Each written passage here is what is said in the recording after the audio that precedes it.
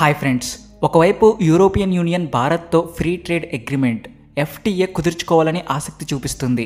కానీ మరోవైపు మనపై కొత్త ఆంక్షలు విధించేందుకు కుట్రలు పన్నుతుంది. అవును, మనం మాట్లాడుకోబోతున్నది కార్బన్ బోర్డర్ అడ్జస్ట్మెంట్ మెకానిజం సిబిఏఎం గురించి. ఈ సిబిఏఎం అనేది యూరోపియన్ యూనియన్ సృష్టించిన ఒక రకమైన ఉచ్చు. దీని ద్వారా భారత్తో ఏదైనా ఒప్పందం కుదిరినా మనల్ని ఈ ఉచ్చులో ఇరికించి తమ షరతులను రుద్దేందుకు వాళ్ళు గట్టిగా ప్రయత్నిస్తున్నారు.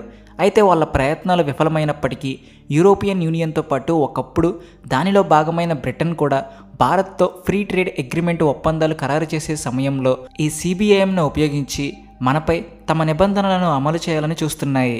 కానీ ఈ సవాల్ను మన కామర్స్ మినిస్టర్ పీయూష్ గోయల్ ఒక అవకాశంగా ఎలా మలిచారో చూడడం నిజంగా ఆసక్తికరం. ఇటీవల బ్రిటన్తో ఫ్రీ ట్రేడ్ ఒప్పందం ఖరారైంది. యూరోపియన్ యూనియన్తో కూడా త్వరలో ఒకటి కుదరబోతుంది. అయితే ఈ మధ్యలో ఈ కార్బన్ బోర్డర్ సమస్య ఎక్కడి నుంచి తలెత్తింది అనేటువంటి ఈ విషయాలన్నీ ఈ వీడియోలో వివరంగా తెలుసుకుందాం. అంతకంటే ముందు ఈ వీడియోని లైక్ చేసి మా ఛానల్ని సబ్స్క్రైబ్ చేయడం మర్చిపోకండి. ఇలాంటి ఇన్ఫర్మేటివ్ కంటెంట్ కోసం బెల్ ఐకాన్ను ఆల్కి సెట్ చేయండి. ఫ్రెండ్స్, కాలం మారుతుంది. దానితో పాటు దేశాల మధ్య దౌత్య సంబంధాలు, వాణిజ్య వ్యవహారాలు కూడా మారుతున్నాయి. ఒకప్పుడు భారత్ ఈ అంతర్జాతీయ ఆటలో చిన్న పాత్ర పోషించేది. బలమైన దేశాలు కొంచెం ఆశ చూపిస్తే లేదా ఒత్తిడి తెస్తే మనం వాళ్ళ మాటల్లో పడిపోయేవాళ్ళం. మన అవసరాలను, బలహీనతలను ఉపయోగించుకుని వాళ్ళు లాభం పొందేవారు. కానీ ఇప్పుడు సమయం పూర్తిగా మారిపోయింది. భారత్ ఇప్పుడు దౌత్య ఆటలో ఒక కీలక ఆటగాడిగా ఎదిగింది. ఎందుకంటే మన వ్యాపారం ప్రపంచంలోని ఒక్కో మూలకు విస్తరించింది. మన ఉత్పత్తులు, అది ఏ రంగానికి చెందినవైనా, తమ నాణ్యతతో ప్రపంచవ్యాప్తంగా గుర్తింపు సాధించాయి.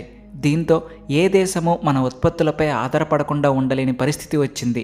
ఈ కారణంగానే చాలా దేశాలు భారత్తో ఫ్రీ ట్రేడ్ ఒప్పందాలు కుదుర్చుకోవడానికి ఆసక్తి చూపిస్తున్నాయి. ఫ్రీ ట్రేడ్ అగ్రిమెంట్ అంటే ఏంటి అన్న దాని గురించి మాట్లాడుకుంటే, ఇది రెండు దేశాల మధ్య లేదా సంస్థల మధ్య జరిగే ఒక ఒప్పందం.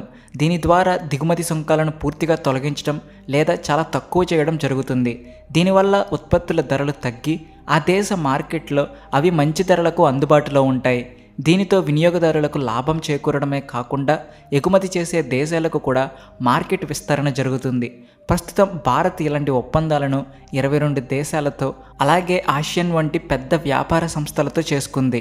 ఇటీవలే $100 బిలియన్ పెట్టుబడితో EFTA, European free trade association దేశాలతో ఒక భారీ ఒప్పందం కుదిరింది. అది త్వరలో అమలులోకి రానుంది.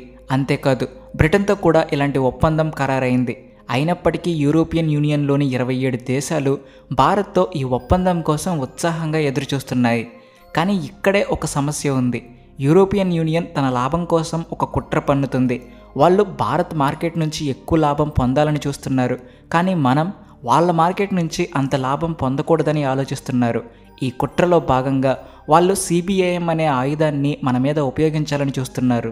సిబిఐఎం అంటే కార్బన్ బోర్డర్ అడ్జస్ట్మెంట్ మెకానిజం. వినడానికి పర్యావరణాన్ని కాపాడే ఒక గొప్ప పథకంలా అనిపించవచ్చు.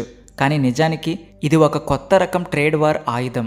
దీని ద్వారా European union, Bharat, China, Brazil వంటి అభివృద్ధి చెందుతున్న దేశాల ఉత్పత్తులను తమ మార్కెట్ నుంచి దూరం చేయాలని చూస్తుంది. ఈ సిబిఐఎం ప్రకారం భారత్ నుంచి స్టీల్, సిమెంట్, అల్యూమినియం, కెమికల్ ఉత్పత్తులను యూరప్కు ఎగుమతి చేస్తే ఈ ఉత్పత్తుల తయారీలో ఎక్కువ కార్బన్ ఉద్గారాలు జరుగుతున్నాయని చెప్పి యూరోపియన్ యూనియన్ అదనపు పన్ను విధిస్తుంది. ఇప్పుడు ఆలోచించండి, 100 ఏళ్ల పాటు కోల్, ఆయిల్ ఆధారిత పరిశ్రమలతో ప్రపంచాన్ని నడిపిన దేశాలు, ఆఫ్రికా, ఆసియా దేశాలను దోచుకుని తమ ఫ్యాక్టరీలను నడిపిన దేశాలు ఇప్పుడు మన స్టీల్ను మురికి అని చెప్పి మీరు పన్ను కట్టకపోతే మీ ఉత్పత్తులను కొనము అని బెదిరిస్తున్నాయి. ఇదేంటి? తాము దొంగలుగా ఉండి ఇప్పుడు పోలీసులు నటిస్తున్నారు. సిబిఐఎం యొక్క అసలు ఉద్దేశం ఏమిటంటే భారత్, చైనా వంటి దేశాల సరసమైన బలమైన ఉత్పత్తులను యూరోపియన్ మార్కెట్లోకి రానివ్వకుండా చేయడం. దీనివల్ల వాళ్ళ ఖరీదైన ఉత్పత్తులు అమ్ముడవుతాయి. అయితే భారత్ ఫుడ్ ప్రొడక్ట్స్, ఇతర అవసరమైన వస్తువులు యూరప్కు చాలా ముఖ్యమైనవి. వీటిపై మనకు కొన్ని మినహాయింపులు ఇస్తూ బదులుగా మన మార్కెట్లోకి ఫ్రీ ట్రేడ్ ఒప్పందం ద్వారా చొచ్చుకుని రావాలని వాళ్ళు ఆలోచిస్తున్నారు. ఒకవేళ సిబిఐఎంను అమలు చేస్తే భారత్లోని స్టీల్, టెక్స్టైల్, సిమెంట్ వంటి పరిశ్రమలు తీవ్రంగా దెబ్బతినే అవకాశం ఉంది. లక్షలాది కార్మికుల జీవనోపాధి ప్రమాదంలో పడవచ్చు. మన ఎగుమతులకు బ్రేక్ పడవచ్చు. ఒకప్పుడైతే భారత్ ఈ షరతులను భరించేది. ఆశలు, భయాలు లేదా బలవంతం ముందు తల వంచేది. కానీ ఇప్పుడు మనకు పీయూష్ గోయల్ లాంటి దృఢమైన మంత్రులు ఉన్నారు. ఆయన ప్రతి అంతర్జాతీయ వేదిక మీద స్పష్టంగా చెబుతున్నారు, భారత్ తన షరతుల మీదే ఒప్పందాలు చేసుకుంటుంది, ఎవరి ముందు తల వంచి ఒప్పందాలు చేయడానికి రాలేదు. ఇటీవల ఆయన యూరోపియన్ యూనియన్కు కూడా స్పష్టంగా హెచ్చరించారు, మీరు కార్బన్ బోర్డర్ పేరుతో మా మీద పన్నులు విధిస్తే మేము వరల్డ్ ట్రేడ్ ఆర్గనైజేషన్ WTO ద్వారా దీన్ని సవాల్ చేస్తాం, మా ఉత్పత్తులను అన్యాయంగా అడ్డుకుంటే మేము జవాబిచ్చేందుకు సిద్ధంగా ఉన్నామంటూ రిటాలియేటరీ ట్యాక్స్ల గురించి హెచ్చరించారు. ఇక బ్రిటన్ విషయానికి వస్తే ఇటీవల భారత్తో ఫ్రీ ట్రేడ్ ఒప్పందం కుదిరినప్పటికీ దురదృష్టవశాత్తు బ్రిటన్ కూడా CBAM నుంచి మనకు మినహాయింపు ఇవ్వలేదు. దీని ప్రకారం 2026 జనవరి నుంచి భారత్ నుంచి ఇనుము, స్టీల్, అల్యూమినియం, ఎరువులు, హైడ్రోజన్, సిరామిక్స్, గాజు, సిమెంట్ వంటి ఉత్పత్తులపై 14 నుంచి 24% కార్బన్ ట్యాక్స్ విధించే అవకాశం ఉంది. దీనివల్ల బ్రిటన్లో మన ఎగుమతులు ఖరీదైనవిగా మారచ్చు, మన ఎగుమతిదారులకు నష్టం వాటిల్లొచ్చు. యూరోపియన్ యూనియన్ తర్వాత బ్రిటన్ ఈ CBAMను అమలు చేస్తున్న రెండో ఆర్థిక వ్యవస్థ. భారత్ దీన్ని వాణిజ్య అడ్డంకిగా భావిస్తుంది, ఎందుకంటే ఇది మన ఎగుమతిదారుల ఖర్చును గణనీయంగా పెంచుతుంది. అయినా పీయూష్ గోయల్ ధైర్యంగా స్పష్టంగా చెబుతున్నారు, భారత్ ఏమాత్రం భయపడదు. ఒకవేళ బ్రిటన్ కార్బన్ ట్యాక్స్ విధించి మన ఎగుమతిదారులకు నష్టం కలిగిస్తే బ్రిటన్కు ఇస్తున్న కొన్ని రంగాల్లో రాయితీలను రద్దు చేసేందుకు కూడా భారత్ సిద్ధంగా ఉంది. ఇప్పుడు అసలు ప్రశ్న ఏంటంటే, ఈ ఆటను భారత్ ఎలా తిప్పికొట్టగలదు? చూడండి, భారత్ కేవలం CBAMను ఆపే ప్రయత్నం చేయడమే కాదు, దాన్ని తనకు అనుకూలంగా మార్చుకోగలదు. మనం WTO ముందు రుజువు చేయాల్సింది ఏంటంటే, మన ఎన్నో రంగాలు ఇప్పటికే గ్రీన్ ఎనర్జీ ఆధారంగా మారాయని, solar energy, hydrogen, electric manufacturing వంటి రంగాల్లో మనం చేస్తున్న పురోగతిని డేటాతో సహా చూపించగలం. మనం వేగంగా పునర్వినియోగ శక్తి వైపు అడుగులు వేస్తున్నామని నిరూపించగలం.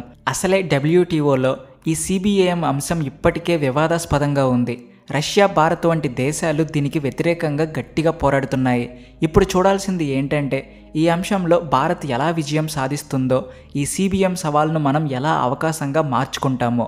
కానీ ఇప్పటికైతే మీ అభిప్రాయం ఏంటో కామెంట్స్లో తప్పక చెప్పండి. ఈ వీడియోని లైక్ చేసి మీ ఫ్రెండ్స్ అండ్ ఫ్యామిలీ మెంబర్స్తో షేర్ చేయండి, తద్వారా వాళ్లకు ఈ కీలక సమాచారం అందుతుంది. ఇలాంటి ఆసక్తికరమైన ఇన్ఫర్మేటివ్ వీడియోల కోసం మా ఛానల్ని సబ్స్క్రైబ్ చేసి బెల్ ఐకాన్ను ఆల్కి సెట్ చేయడం మర్చిపోకండి. Thank you friends, thanks for watching. Please like and share, and also thanks for watching.